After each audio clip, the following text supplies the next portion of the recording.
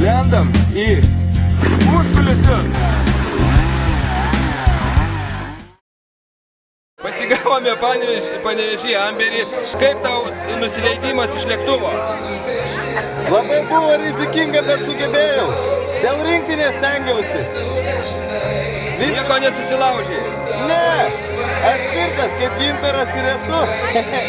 Tai dabar po Panevėžį jau ir lakstysi? Lakstysi, taip. Stengsiuos būti visur. Ne tik Panevėžį, bet būsiu visur. Lakstysi per visur. Tai ar turi kur nakvot Panevėžį, nes Panevėžį sako labai prastai su apgyvendinimu? Nieko baisaus, aš pergyvensiu. Galėsiu nors ant bet kokios krantinės miegoti. Galiu pavirsti į mažą gintaruką ir pasislėpti tarp pievų. Na nieko, tikėkimės, Amberį tikrai apgyvendins ir pačioje geriausioje vietoje bei viešbutyje.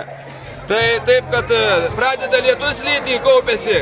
Bėgam slėptis gal ir ką, už Lietuvą? Už Lietuvą, sėkmės! Palaikymai visiems, ne tik Lietuvos komandai, bet ir visiems. Kad tik tai visiems sektųsi ir matytumėm gražų krepšinį. Už Lietuvą ir už Eurobasket ir už Europos vyrų čempionatą. Šaunuolis! Lekiam, lietus jau lyja, merkia!